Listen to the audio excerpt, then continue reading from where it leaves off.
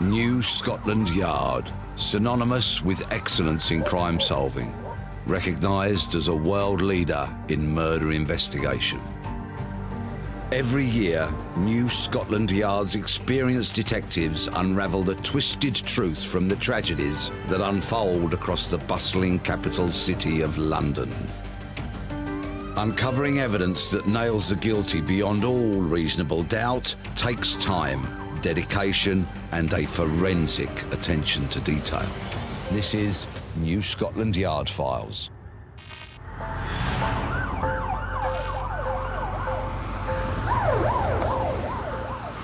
A diligent young woman goes into work on a Saturday. To encounter somebody in a pink fluffy scarf, somebody saying, no, don't do that, would have driven his rage to a point of no return. A bloodbath in a London office. We followed these drag marks in blood down the corridor to a shower room. It's an horrific crime scene, and New Scotland Yard must bring a murderer to justice.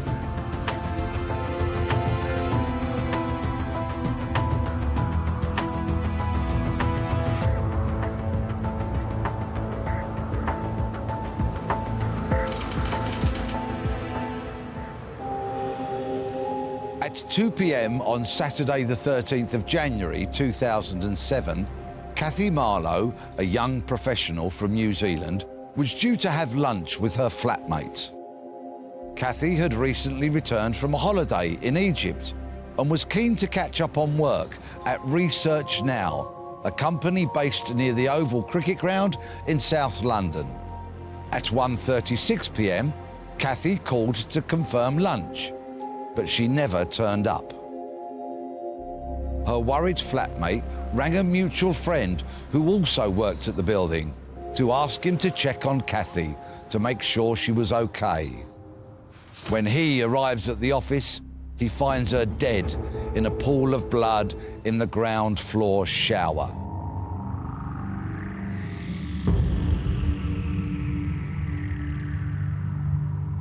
The senior New Scotland Yard detective in charge of the case was Damien Allain.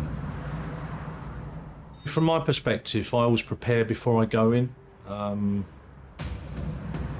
just pause for a moment, you know, to try and anticipate what I'm going to be looking at. I went in, it was an horrific scene. There was blood on the walls, there was blood on the floor. I mean, it was clear that there was a struggle, a violent struggle. Cathy was described as a really happy, bubbly girl. She was from New Zealand, over here in London, developing her work experience and using the city as her base. At the time, Vauxhall was a very popular area for young professionals and students, and particularly people coming over from New Zealand. This crime was a huge shock to the overseas community living there. This crime was shocking in its brutality. It appeared at first glance to be completely random. An office worker killed in the reception area of her company, near the headquarters of MI6.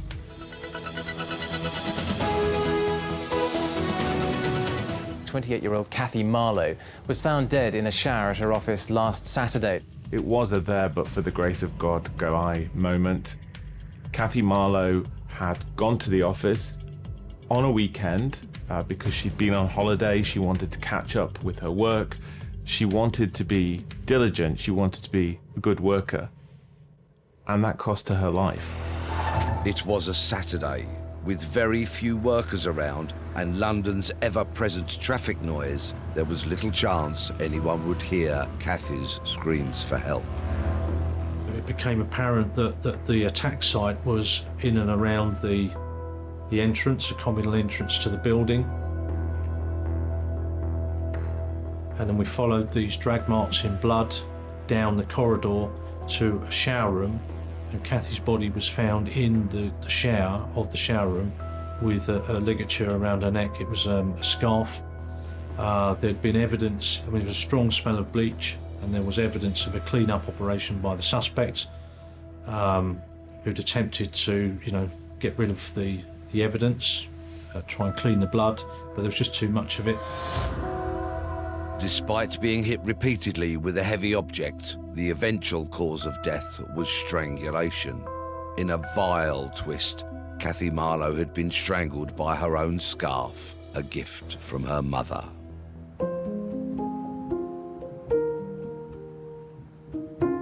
Obviously, the family were completely devastated when they heard this news. They had to get on a plane and face this terrible reality thousands of miles away. And Cathy's mother at the time was terminally ill with cancer. So really, this was a terrible time, just tragedy heaped upon tragedy.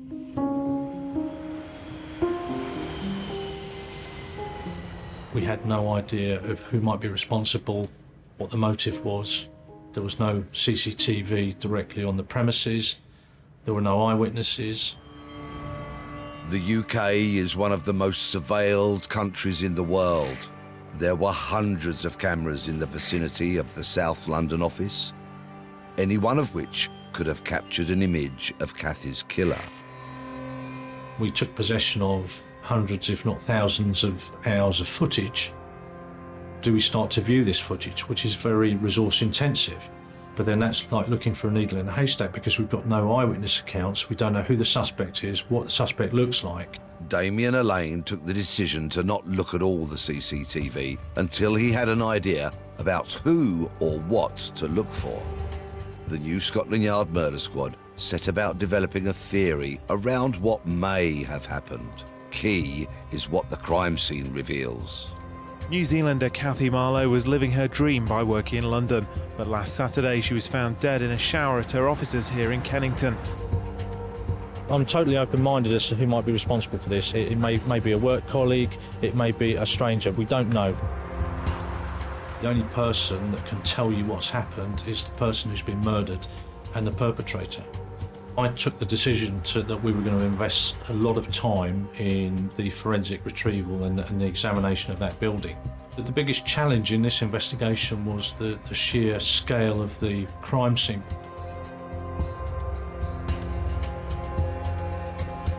The challenging thing about a scene like this, with office workers coming and going, is preservation.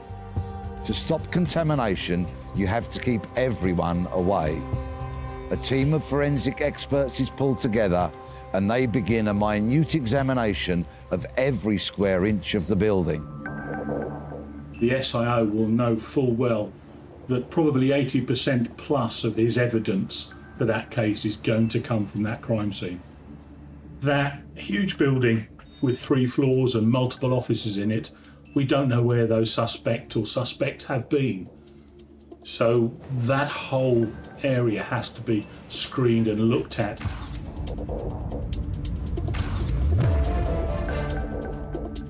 We had in excess of 100 different forensic examiners and experts, from fingerprint experts to DNA experts to blood pattern analysis experts, crime scene managers, photographers, so we could, as much as we could, try and interpret what had happened at that scene and then retrieve, any evidence. The forensic team's first job is to tell the story of the encounter itself. How many perpetrators? Did Cathy die instantly, or did she fight for her life? And was she killed where her body was found? The blood pattern analyst can work out a specific order of when things happened and where a person was, so they can look at what caused that blood stain or spatter or smear, and also not forgetting that if the victim is bleeding, then it's highly likely that the suspect or suspects will have blood on them as they exit the scene. If it bleeds, it leads. This afternoon, the investigation continues into how 28-year-old Cathy Marlow, a New Zealander, died. There was a 999 call at about 9:30 on Saturday night, and when police arrived, they found Cathy's body here in the shower. Now, they think she was killed at some point during Saturday afternoon, and they're appealing for witnesses to come forward. They want to hear from anybody who might have seen somebody, perhaps marked with bloodstains. The police had few initial clues. To assist the investigation, they asked Cathy's family to appear on camera and make a public appeal for help in finding the killer of their precious daughter and much-loved sister. The police were hoping that they could make a public appeal, but they were very private people and they didn't want to put themselves forward. And of course, it goes without saying that they were in pieces over her death. When there's that personal angle, when there's a family member making an appeal, when the police don't have that in their arsenal, so to speak, it can make generating publicity and therefore generating leads on a murder case more difficult. We spoke to her flatmates, we spoke to colleagues, and on any view, there was no suggestion she had any enemies. Why would someone do this to Cathy? Friends, colleagues, and all the other people who worked at her company needed to be questioned. There were over 100 people who worked in the Research Now building. Forensic samples were taken. Details of their whereabouts and alibis were recorded. Of all the people working at Research Now, there was one person who didn't have an alibi. That was the man who found Cathy's body. This was the friend that Cathy's flatmate had called, and he said he'd walked to Research Now, walked to the offices, and found her body. So the first person arrested in this investigation was presented to me as a suspect in the case because he'd already been arrested at the scene prior to me accepting responsibility for the investigation. He worked alongside Catherine in Research Now. He found Catherine in the shower cubicle. Murder investigations are high-stakes situations. This man could have killed Cathy, or he could have just been a concerned friend who'd found her body, this appalling, bloody scene, and is now being treated as a suspect. His behaviour was deemed to be over-helpful in terms of the officer's interpretation of his behaviour at the scene, and it was on that basis I think they took the decision to arrest at that time. Cathy's work colleague had been arrested on the grounds of being overly helpful and knowing where the body was. But Detective Damien Allain had a gut feeling about the murder. You have to build a reasonable hypothesis to have a focused investigation. So you've got to start, theorising to some extent about what you think might have happened. And I think from the outset it was likely to have been an intruder. It didn't look as though it was a targeted attack at Catherine. It was not normal for office staff to be in on a Saturday. My view was that Catherine had disturbed him and that had then resulted in her being attacked. One of Damien's first actions as the detective in charge was to question the suspect. The officers who'd first responded considered his status to be suspicious at that time. Perhaps he was in shock. But the best I could do, having been presented with this, was to implicate him or eliminate him. There was absolutely no evidence that he was in any way responsible. I apologised for what he'd been through. He accepted that that was what happened. There was nothing to link Cathy's friend to her murder. Scotland Yard detectives came up with a working hypothesis that an intruder may be the culprit responsible. 2 days in, as the investigations team worked methodically through every office in the building, they wanted to know if anything had been stolen. It was a couple of days into the inquiry that we established that a number of laptops had gone missing.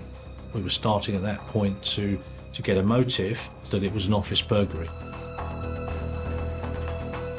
This guy was prepared to murder Cathy, dump her body in the shower, and having done that, trudge around an extremely bloody, horrific crime scene and steal a few laptops. This is a dangerous man. people are scared and he's on the loose. As the investigation progresses bit by bit, forensic experts paint a clearer picture of what they believe happened. We were clear that certainly most of the blood must have come from the victim because she had a serious head injury that had bled. Because we could see the drag marks in blood, it became apparent that it was likely that it was the victim's blood in the main. All the signs point to a prolonged and violent attack. So violent that the perpetrator may have been left with some kind of injury. So the team would be looking for a trace of him, anywhere he'd been, walls, stairs or attack site. We know the killer is cruel and ruthless, but we also know he's someone who takes risks. What's utterly incredible here is the way in which the attacker, after having carried out this brutal murder, then proceeds to calmly carry on with the robbery of the laptops. How is this possible? What I think we're dealing with here, to me, has an almost kamikaze feel. It's utterly reckless. It's almost akin to a suicide. There's a quality to it which is somebody who is pulling the house down, who's given up totally, who's destroying everything and anything, who's totally driven by an absolute destructive urge. And Cathy got in the way. Whether Catherine knew the intruder or not, we weren't sure. Sometimes it's not what you find, but what you find is missing that can drive an inquiry forward. The team noticed that a crucial piece of evidence that could lead straight to Cathy's killer isn't present at the crime scene. What we tried to do is piece together Catherine's movements that day, and we know from a flatmate that she left her flat nearby at about 9 o'clock. We know she was a creature of habit, that she went into the coffee shop, which was almost diagonally opposite to the business premises. From that footage, we could see that she was carrying a handbag, and we couldn't locate that handbag in the building. We have a handbag that belonged to Catherine that is missing. It is brown leather, it's about 10 inches by 10 inches. It has a flap over the top of it, and this is sealed with a dome-shaped clasp. Cathy's handbag was crucial in this investigation. It could still have been in the killer's possession, or it could have been dumped somewhere, covered in his DNA. Information then came in when detectives asked her bank to examine her accounts. Someone had tried to use Cathy's bank card after she'd been killed, and now the Yard had a CCTV image of the person using it. Was this man her killer? An image had been captured of the person who tried to use that card. So straight away we had a potential suspect. We circulated that image internally within the police service, and two separate officers came forward and gave us the same name, naming the individual as Daniel Kennedy. A quick bit of research identified that he had previous convictions for petty thefts, and he was due at court that very day that the information came in.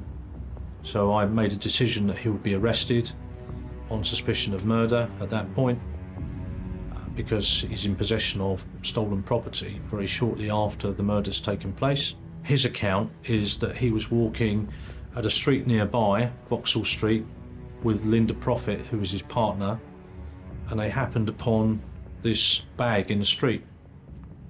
And he decided he was going to steal that bag and take it back to his home address, and then he ended up using one of these cards. Damien Allain, the senior investigator, has to make a really important judgment about whether to believe the suspect's story or not. He took us back to his home address, located the handbag for us, which became important in terms of evidence inside the contents of that bag. He was interviewed by two very experienced detectives on my team. It was their view that his account was credible. On the basis of all the research we'd done about his background, that seemed logical We still went through the process of, okay, well, where were you on the date and time of the murder? What were your movements? We still took forensic samples from him because we still want to eliminate him from the scene. So, yes, we believe him, but it has to be evidence-based. He was charged in connection with handling stolen property. So he was bailed, but he was subsequently eliminated from the investigation as a suspect. Cathy's handbag had ended up in the hands of a petty thief, a chancer, but not a murderer. So it's back to the drawing board for detectives, which in this case is forensics. A post-mortem is carried out on Cathy's body. Despite the injuries from repeated blows with a blunt instrument, the cause of death has been confirmed to be asphyxiation. The team are now searching for any traces of the attacker on her body. One of the best pieces of evidence you're going to get in a homicide, unfortunately, is the victim. The last person that was been in contact with that victim was the perpetrator or the perpetrators. Evidence we know gets trapped under fingernails, fibres, skin, blood, just about everything. Vital pieces of evidence. It was at that point that we got our break because we had a result that came in from the post-mortem samples that had been submitted to the laboratory. I actually remember the day like it was yesterday. It was a Friday evening. We found 2 DNA samples under 2 separate fingernails, which both match one male person. If there was a violent struggle, then you would expect a large amount of suspect offender DNA under the fingernails of the victim. DNA can get under anyone's fingernails. It can be social contact, partners, or working together, for example. Or if there was a large source of DNA on a surface and I touched that large source of DNA, then there's potential for that to transfer under my fingernails.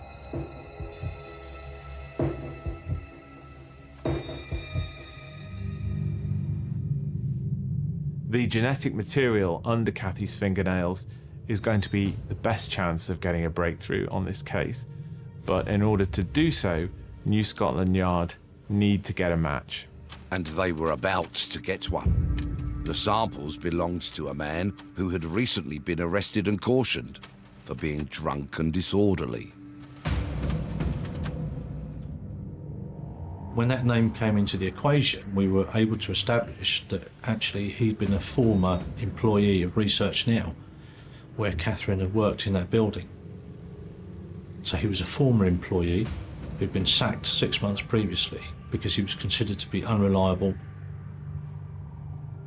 But of course the question arose, well, could he have been having a relationship with Catherine? The police certainly had a great many questions for suspect number 3. Matthew Fagan was arrested on suspicion of murder. Matthew Fagan denied any involvement in Cathy Marlow's killing, and he also denied burglary. But police finally had what they had been waiting for, a face to search for in the thousands of hours of CCTV, starting in the streets close to the murder scene. They got a result. A man that could be Fagan was walking along a nearby street in the direction of Research Now, just before the murder took place. That same individual is then seen on the return journey with what appears to be a laden backpack.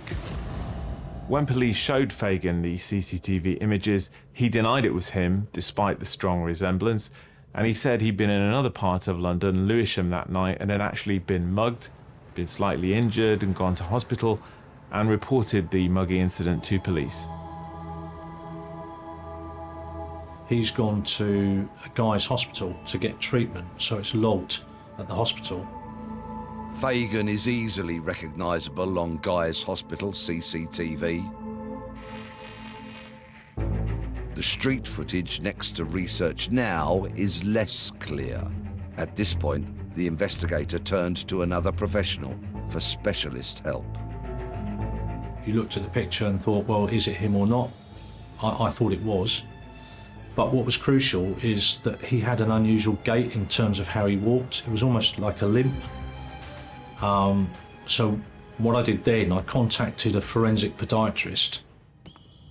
A forensic podiatrist is someone who studies the unique way people walk and carry themselves. It can be used as an additional means of identification. He said that is the same individual. So that became key in terms of, that CCTV. You are near the scene of the murder at or about the time of the murder. So he couldn't have been in Lewisham being mugged. And clearly he fabricated this because he'd had a head injury, which he had to account for, but equally he had to account for an alibi to take him away from the scene. The senior detective is a man on a mission. He is convinced that Fagan was at the crime scene at the same time as Cathy Marlow, and that he's lying about the mugging. He believes that the head injury came about because Cathy Marlow was fighting for her life during the violent struggle. And he's certain Fagan attempted to clean up the crime scene and used the men's room to wash the blood off himself before he walked out with the laptops. Fagan is the prime suspect, but what's his motive? Would any man kill so violently for some laptops? So you get disturbed as a burglar. What would possess somebody to then go on and kill somebody? And he had no previous convictions either. You think,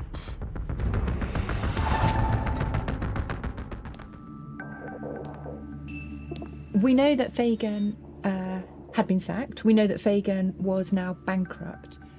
And what this train of events could trigger is a total destructive meltdown. This is somebody who feels utterly wronged and who is now prepared to do anything and everything to retaliate, who feels their sense of pride has been totally damaged and is now doing anything he can to reinstate that sense of power. Fagan is the prime suspect. Police believe it's him. But as to motive, all there are a few stolen laptops. We're not talking about £1 million in a suitcase. Matthew Fagan is still denying everything. For the senior detective to build a strong case, he needs more evidence. It was down to forensics, and once again, they delivered the goods. we managed to find blood, which was Fagan's DNA, underneath the desks where he's stolen the computers from. So as he's gone underneath to unplug the computers from the sockets, he's depressed a blood mark on the underside of the desks, which we were able to retrieve, and subsequently they turned out to be Matthew Fagan's DNA. At this point, Fagan finally admitted to police that he had entered Research Now intending to steal the laptops, but he then said he'd gone with a group of others to commit the burglary, and that one of them must have killed Cathy. In this situation, police have got to remain focused and keep accumulating evidence. His position was, I went there to burgle those premises with other people. Catherine disturbed us. At that point, I decided I was going to have nothing more to do with this, and his position is I walked away, so in other words, it must be down to them and not me.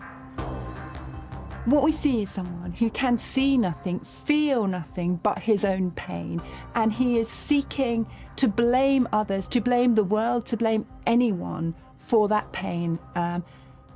So when he has these head injuries, albeit that they are the product of his own violent murder, they present Fagan with an opportunity to put himself in the position of the wronged victim.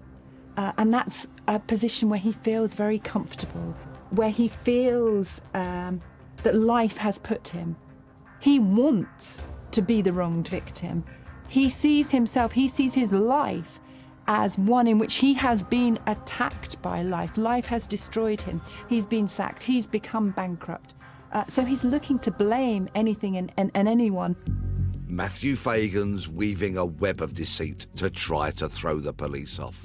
Firstly, he's claimed he wasn't at the scene, but in hospital with head injuries after being mugged. Then he says it's not him on the CCTV outside Research Now. Next, he goes back on his story, claiming he only went to steal laptops and he was with other people. They must have killed Cathy, but the forensic examination of the crime scene has produced a wealth of evidence, and it's stacking up against Fagan. It's his DNA under Cathy Marlow's fingernails, and his blood is found under the desk from a head injury he received, probably when fighting Cathy. And laptops are missing from the office.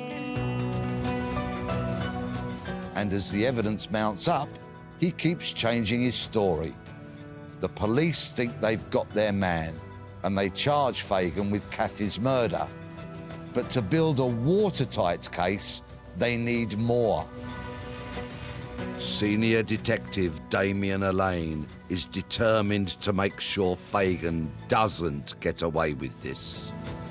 A case like that, you live and breathe it. I mean, you go home, you go to bed thinking about it, you wake up thinking about it. Sometimes you dream about it, you know, you thinking, what am I going to do tomorrow? And you do very much live and breathe some of these cases. Back at the crime scene, every millimetre is being checked for signs of Fagan. He must have left some trace behind. Something that can be used to convict him beyond all reasonable doubt. Forensics came through once again. They found the tiniest piece of flesh on the wall where the attack took place.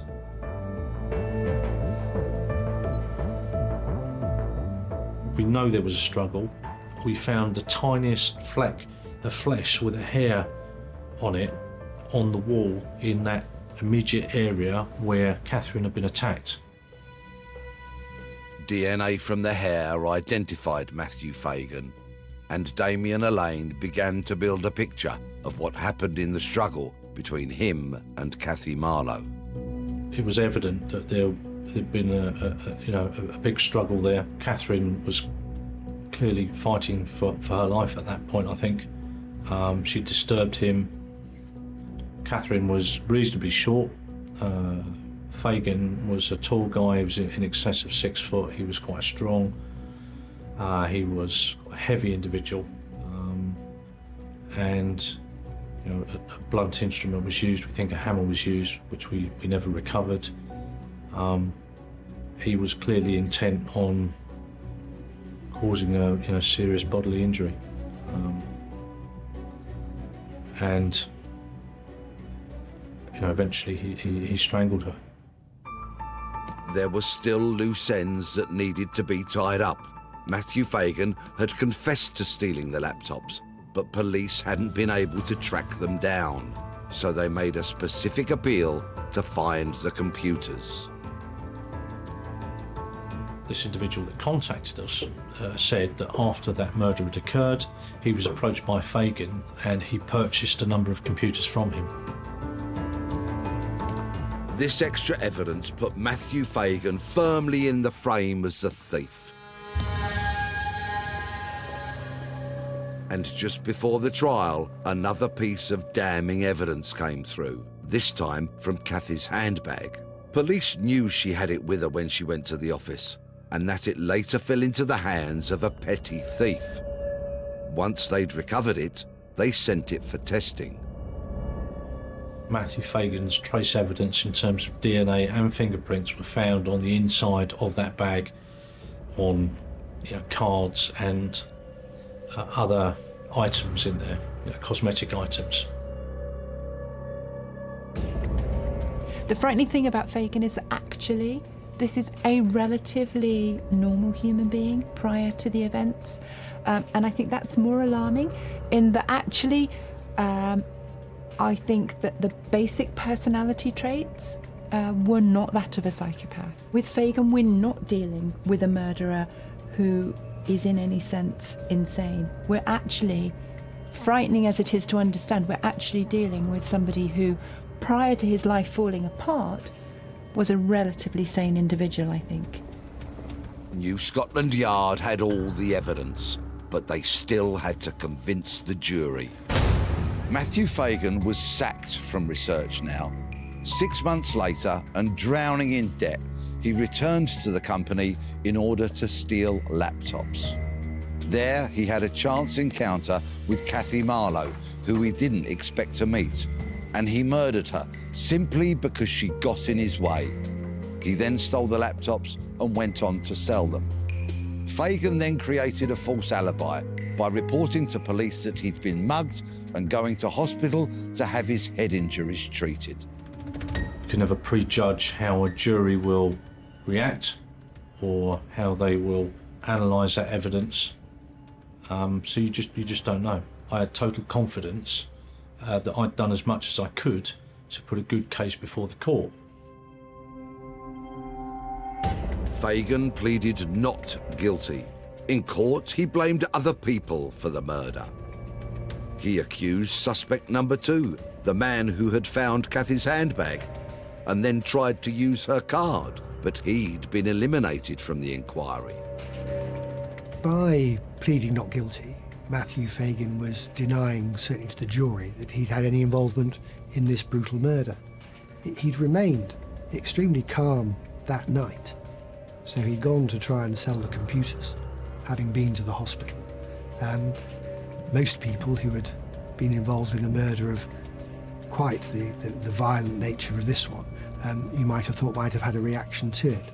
And he maintained that when he gave evidence in an entirely dispassionate way, of course saying he hadn't been involved. And by virtue of his not guilty plea, there was no room for him to express any remorse because he was denying any involvement.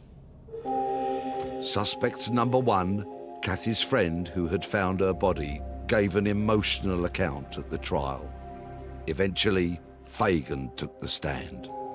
He went into the witness box to give evidence in his own defence, and in doing so, he put himself at risk of being cross-examined, and because he'd constructed a number of lies, and we could say that they were lies, it was open to our counsel to do a very good job of deconstructing his whole story. In giving his account, he seemed rather stuck on his explanations, his movements, and where he must have been. And that was entirely inflexible and really didn't reflect the other evidence, the absence of anything to support the fact that he himself had been robbed.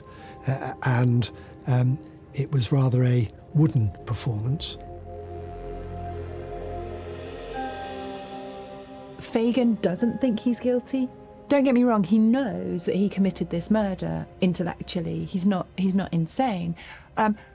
But he doesn't think it's his fault. He thinks he is entitled, that this was a legitimate response to what has happened to him. So on some level, he doesn't think he's guilty. Fagan insisted he was not guilty. He felt he could convince the jury of his innocence. I think he thought he was more intelligent than the people that were interviewing him. I think he thought he was more clever than he was, and I think that was potentially part of his psychology for giving evidence in his own defence. But the plan backfired because we had very good prosecution counsel that was able to just, tear his stories apart. Matthew Fagan was found guilty and sentenced to life imprisonment with a minimum term of 26 years. During the trial, I'd had a lot of contact with Cathy Marlow's family. They'd come from New Zealand. They'd wanted, as they're perfectly entitled to have, an explanation as to how the trial was going to progress and what the issues were. They were remarkably stoical throughout the trial. They were extremely pleased that there had been a conviction, whilst often it's the reaction that there could be a longer sentence. They did appreciate that the sentence that was passed was a very long sentence indeed.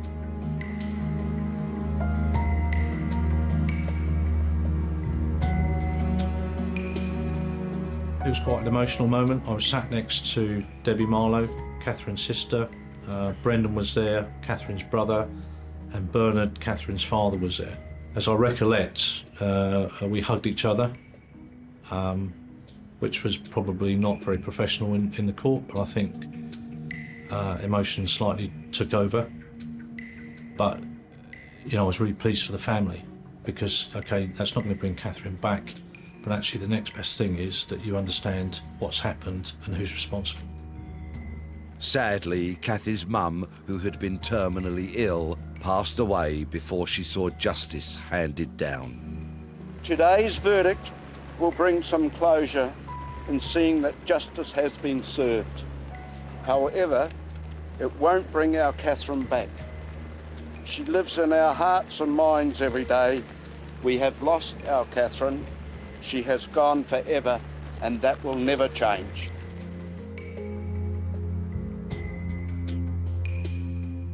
The horror of this story is that it wasn't about Cathy. It wasn't about attacking Cathy. Cathy got in the way. And I think Cathy's innocence, Cathy's naivety, Cathy's optimism, Cathy's gutsy fighting back mentality served to antagonise Fagan further. Somebody who has given up on everything, who is cynical, who feels total bitterness at the world, to then encounter somebody in a pink fluffy scarf, somebody saying, no, don't do that, somebody plucky, fighting back, would have driven his rage to a point of no return. Matthew Fagan pleaded not guilty and continued to blame other people, but he didn't get away with it. The jury found him guilty and he was sentenced to 26 years in jail. For the detectives of New Scotland Yard, it was a triumph of patience, perseverance, and scrupulously detailed forensic work. For Cathy's family in New Zealand, they got justice, but as her father later said, it will never take away the horror and the suffering that Fagan caused.